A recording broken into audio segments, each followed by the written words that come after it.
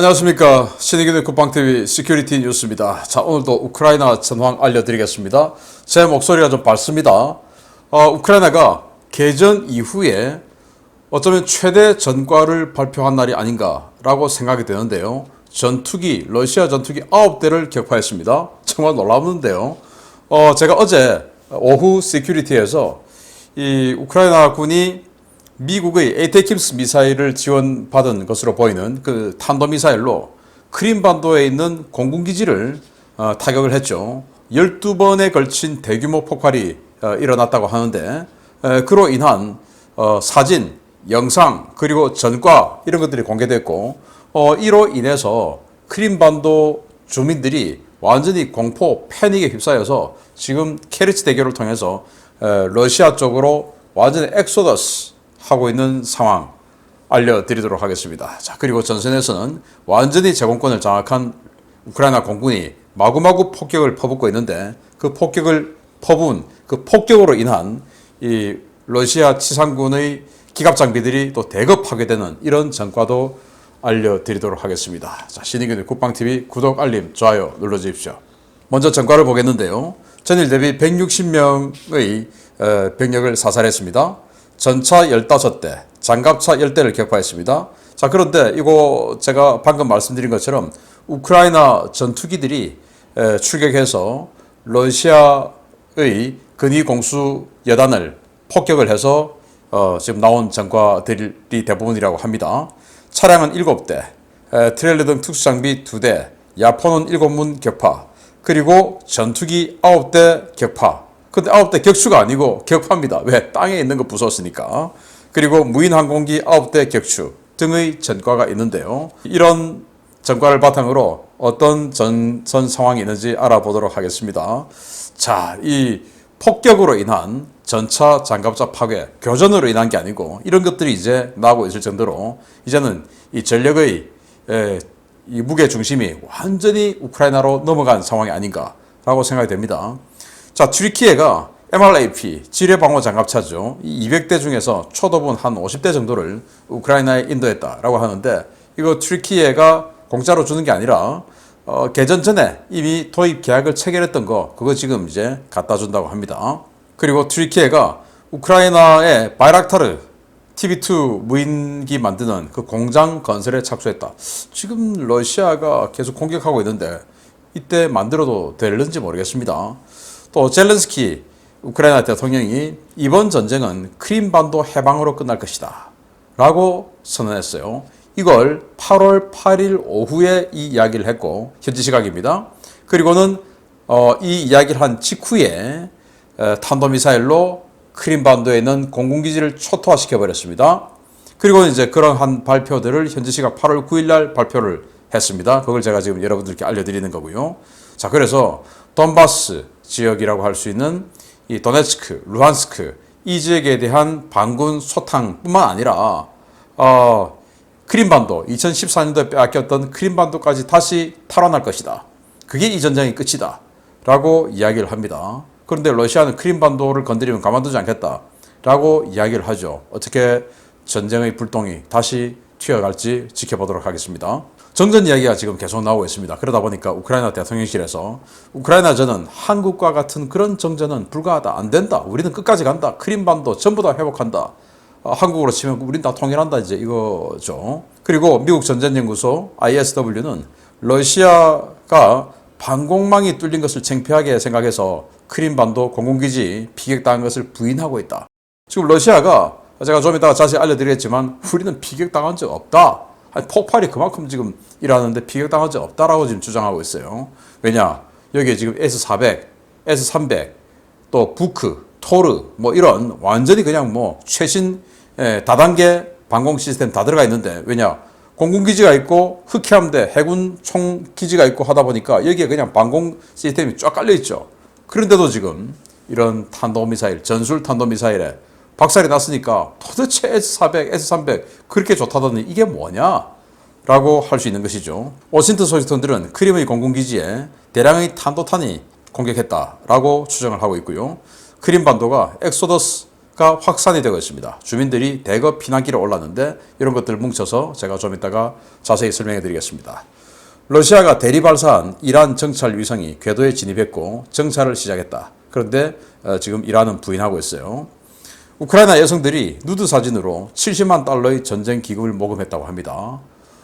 이걸 뭐 어떻게 평가해야 될지 모르겠는데, 그래서 성을 상품화한다 하고 뭐 여성단체 이런 데서 비난을 하고 하니까 지금 나라가 이 꼴인데 지금 성의 상품 그런 게 어딨냐. 우리는 이렇게 해서 나라에 기여하고자 한다 하고는 이 우크라이나의 젊은 여성들이 40명이 모여서 자신들이 누드 사진 이런 것도 좀 예술적으로 찍어서 그걸 유료로 온라인으로 이렇게 클릭하면 유료 접속이 되게끔 해서 판매를 했다라고 해요. 그렇게 해서 70만 달러를 모금해서 지금 나라의 전쟁 성금으로 줬다고 하니까 정말 참 감사한 우크라이나 국가로 봐서는 정말 감사한 그런 여성들이 아닌가라고 또 평가도 받을 수 있겠습니다. 러시아가 헤르손 지역에서 폐잔병을 끌고 모아서 신규 군단을 창설하고 있다. 지금 뭐 헤르손 지역에 완전히 그냥 가가리 찢겨지고 있죠. 제공권도 상실하고 또 대화력전에서 포병은 판판이 깨지고 있고 화력 지원 없이 그냥 맨몸으로 싸우고 있다시피 한 이 헤르손 지역의 러시아군 부대들, 그리고 보급도 끊어지고 있고 이 부대들 폐잔병들을 끌고 모아서 새로운 군단을 하나 창설하는데 이게 무슨 의미가 있겠냐라는 생각이 드네요.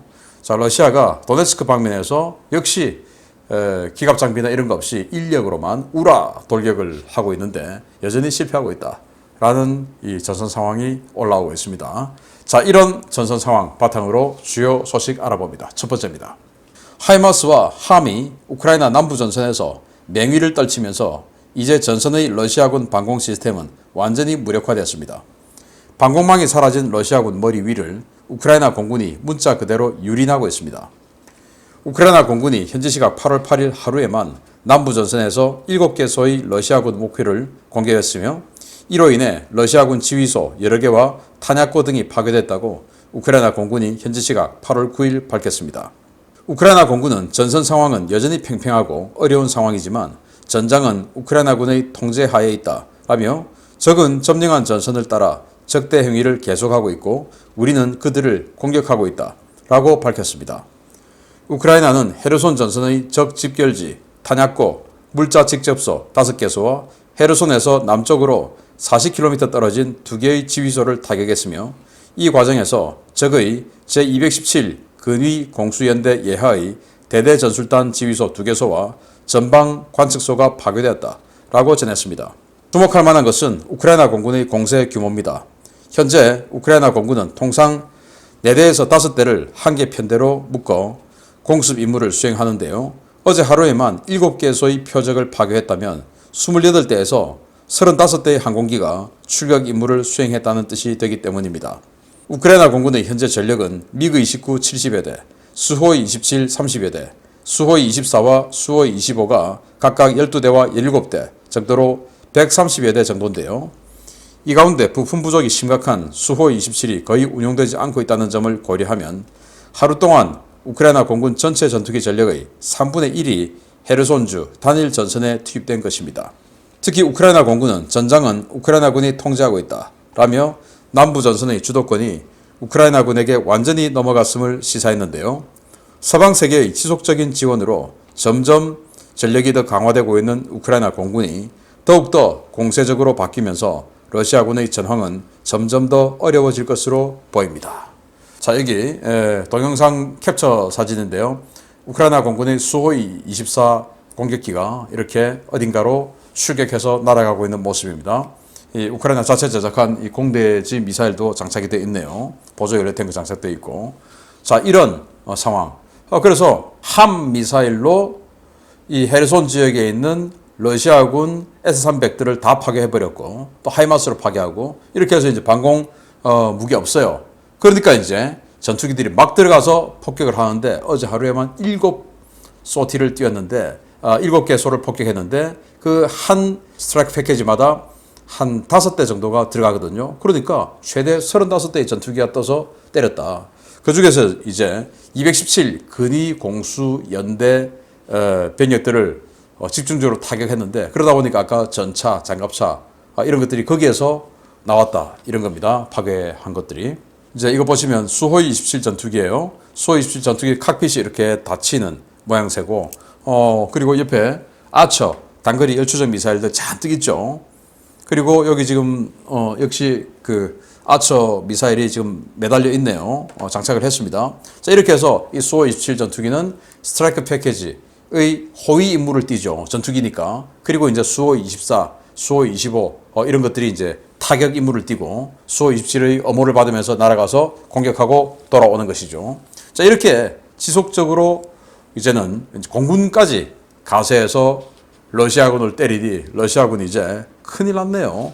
정말 큰일 난 그 전과 알려드립니다. 우크라이나가 탄도미사일 공격으로 추정되는 대대적인 초정밀 타격으로 크림반도의 노보페도리브카 공군기지를 강타한 직후 러시아와 우크라이나 정부의 각기 다른 입장 표명이 나왔습니다. 러시아는 당황했고 우크라이나는 조롱하는 모양새입니다. 최근 크림반도 노보페도리브카 공군기지에서 발생한 대규모 폭발은 우크라이나의 미사일 공격에 의한 것이 아니며 크림반도 일대를 방어하는 러시아의 방공체계는 정상 가동되고 있다고 러시아 국방부가 현지 시각 8월 9일 발표했습니다. 러시아 국방부는 보도자료를 통해 이번 공군기지 폭발은 적의 공격에 의한 것이 아니라 기지 내에서 발생한 사소한 화재 때문이었으며 피해 규모도 민간인 5명 부상 정도에 그쳤다라며 우크라이나는 사키 공군기지를 공격할 능력도 우리 방공망을 뚫을 수 있는 능력도 없다라고 주장했습니다. 다수의 친러 인플루언서들도 러시아 정부의 선전을 퍼나르며 우크라이나는 절대로 크림반도를 공격할 수 없다고 주장했습니다. 러시아 친정부 성향의 군사 전문 블로거이자 거대 인플루언서인 마가리타 시모야는 설령 에이테킴스가 사용됐다 하더라도 그것이 S-400을 뚫을 수는 없으며 만약 폭발이 단순 화재가 아니라면 공작원에 의한 사보타주에 의해 일어났을 것이다 라고 주장했습니다. 이에 대해 미국 전쟁연구소 ISW는 러시아는 모스크바 순양함 격침 사건 이후 제기된 자국의 방공망 문제를 인정하지 않으며 이번 사건 상황을 단순 사고라고 주장하고 있다 라고 지적했는데요. 러시아 국방부의 발표를 들은 우크라이나 정부는 조롱에 가까운 입장을 내놨습니다. 우크라이나 국방부는 적들이 점령에 임시로 사용하고 있는 노보페도리브카의 사키 비행장에서 발생한 폭발과 화재가 무엇 때문인지 우리는 알지 못한다 라며 기본적인 화재 안전 수칙, 특히 허가되지 않은 장소에서 흡연하는 것은 이런 위험을 부른다. 특히 탄약고 근처에서는 흡연하면 안 된다 라고 조롱했습니다. 우크라이나 워싱턴 소식통들은 이번 공격이 탄도미사일, 특히 미국제 에이테킴스 미사일에 의해 이루어졌을 가능성이 크다고 보고 있지만 우크라이나는 폭발 하루가 지나도록 미사일 공격 사실 여부에 대한 확인을 거부하고 있는데요. 과연 이 엄청난 대폭발이 단순히 탄약고 옆에서의 흡연 때문에 발생한 것일지 추후 조사 결과를 지켜봐야 하겠습니다. 탄약고 근처에서 흡연하면 이런 폭발이 일어납니까? 저는 탄약고 거대한 탄약 집적소도 봤고 여기저기 다니면서 탄약고 봤는데 그 앞에서 담배 핀다고 이렇게 일어날 일은 전혀 없죠. 그런데 이렇게 주장을 하고 우크라이나는 지금 여기에 대해서 지금 가타부타 이야기를 안 하고 있어요. 자, 여기 보시면 러시아군의 수호이 24 전투기가 완전히 지금 박살이 났고 거기서 옆에서 지금 소방관이 물을 뿌리고 있는 모습을 볼 수가 있어요. 이게 화재가 나면 탄약고에 불이 나서 화재가 나면 이렇게 될까요?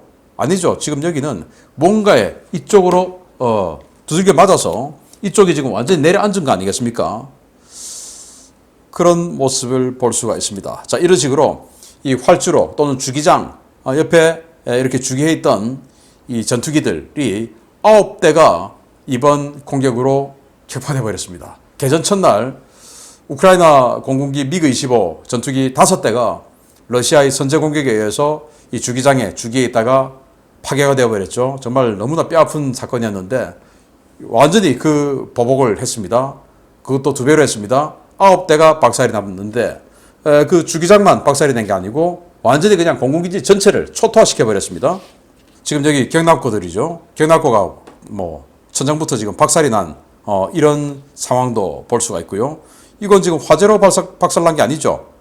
이건 화재가 아니고 폭발, 타격에 의한 위에서부터 뭔가가 내려앉은, 그러니까 위에서부터 뭔가 파편들이 확 떨어진 이 모양 아니겠습니까? 자, 이건 지금 어떤 승용차가 있는데 여기 거대한 철 구조물이 날아와서 승용차에 박혀버렸어요. 이게 화재로 인해서 일어날 수 있는 일인가요? 폭발이죠.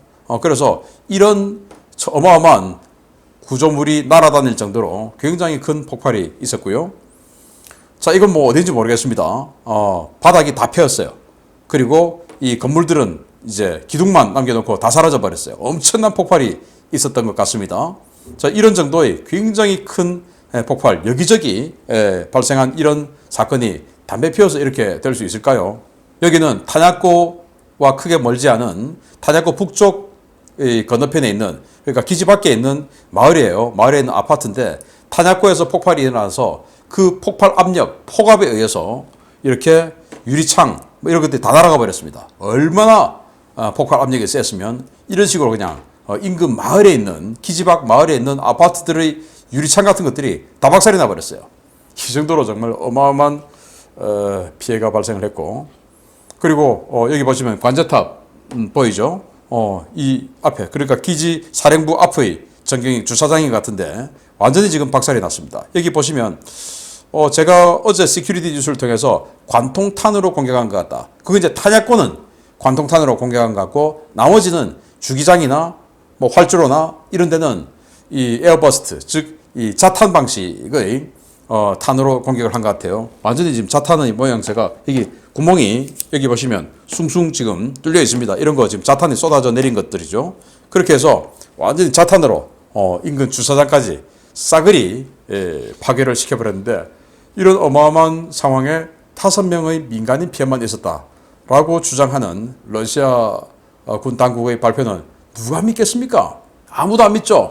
그러다 보니까 크림반도에 있는 200여만 명의 주민들이, 그 중에서 또 친러 성향의 주민들이 많지 않습니까? 지금 큰일 났다 해가지고 완전히 그냥 엑소더스가 발생했습니다. 보겠습니다. 러시아인들이 안전지대로 생각했던 크림반도가 최근 2주 사이 연이어 피습당하면서 크림반도에 이주했던 러시아인들 사이의 패닉이 급속도로 확산되고 있습니다. 러시아인들의 크림반도 대탈출이 시작되었고, 이 때문에 케르치 대교가 마비됐다는 소식입니다. 지난 7월 31일 세바스토폴 해군기지 흑해함대 사령부 피격 약 일주일 만에 일어난 노보페도리브카 공군기지 피격으로 크림반도 일대의 러시아인들이 패닉에 빠졌으며, 이 때문에 많은 러시아인들이 크림반도를 탈출해 피난길에 올랐다고 복수의 워싱턴 소식통이 현지 시각 8월 10일 리포트했습니다. 이번 공군기지 공격은 인근의 해수욕장과 민간인 거주구역에서도 엄청난 연쇄 폭발이 관측되어 인근 주민들에게 큰 충격과 공포를 안겨주었는데요. 현지 주민들은 우크라이나의 추가 공격 가능성과 당국의 허술한 주민 안전 대책에 더 큰 불안을 느끼며 앞을 다투어 크림반도를 탈출하기 시작했습니다. 이와 관련해 블라디미르 푸틴 러시아 대통령이 직접 임명한 세르게이 악시에노프 크림 자치공화국 수반은 긴급 성명을 내고 러시아 연방 관계 당국이 출동해 화재를 진압하고 인근 주민들을 대피시키고 있으며 상황은 통제되고 있다 라며 민심 달래기에 나섰는데요. 이러한 성명은 주민들의 불안을 잠재우기에는 역부족이었습니다. 현지 워싱턴 소식통들은 8일 오후 노보페도리브카 기지 피격 직후 크림반도 각지에서 트럭과 미니버스 등을 대절해 크림반도를 탈출하는 사람들이 급증하고 있다 라며 8일 밤 케르치 대교는 몰려든 차량으로 통행이 완전 마비됐다 라는 리포트와 함께 현장 사진과 영상을 공개했습니다. 이런 비난 행렬은 하루 후인 8월 9일에도 이어졌는데요. 러시아 당국은 주민들의 불안을 진정시키기 위해 노보페도리브카 기지 폭발은 우크라이나 미사일에 피격되어 발생한 것이 아니라 단순한 화재였다는 선전전을 강화하고 있지만, 당국의 이런 선전전은 전혀 약발이 먹혀들지 않고 있는 분위기입니다. 러시아는 크림 지역의 주민들이 대피하면 현재 러시아군의 생명줄이나 다름없는 크림반도의 주요 교통시설과 인프라 가동이 멈출 것을 우려하고 있는데요. 침공은 자신들이 했는데 피난은 자신들이 가야 하는 처지의 러시아인들, 지금 심경이 어떨지 정말 궁금합니다. 여기 지금 완전히 차량들이 그냥 섰습니다. 그러다 보니까 운전자들이 지금 밖으로 나와 있어요. 이거 뭐 요즘은 이런 거 잘 못 보지만 10수년 전까지만 하더라도 우리나라에서도 이런 거 봤죠. 명절날 귀경 차량들, 차가 밀려가지고 그냥 뭐 이렇게 서 있는, 그래서 너무 힘드니까 밖으로 나와가지고 기지개도 펴고 스트레칭도 하고 하는 그런 사람들 많이 우리가 보도를 통해서 봤는데 딱 지금 그 모양입니다.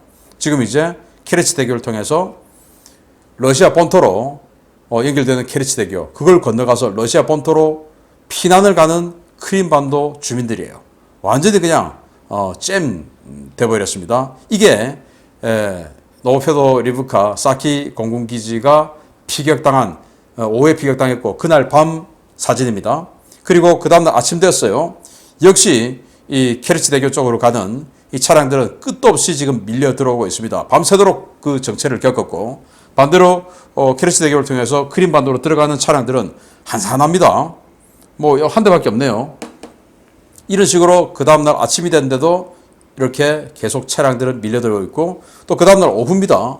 역시 아직도 도로는 그냥 그대로 정체되어 있는 거대한 주차장입니다.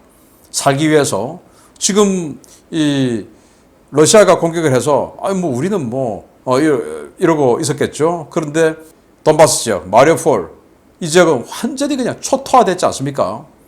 그걸 남의 일처럼 여기고 해수욕을 즐기고 이러고 있던 크림인들이 지금 이제 이거 남일이 아니구나. 왜냐? 며칠 전에 7월 말에 해군 흑해함대 사령부 건물을 때렸지 않습니까? 그래도 그건 좀 조그만 드론 공격이었으니까 이러고 있었는데, 이제는 어마어마한 폭발, 그 폭발로 인해서 유리창이 날아가고 아파트 유리창이 날아가고 이런 것들을 보니까 이제 이거 남일이 아니구나. 언제 우리에게 미사일이 떨어질지 모르겠다.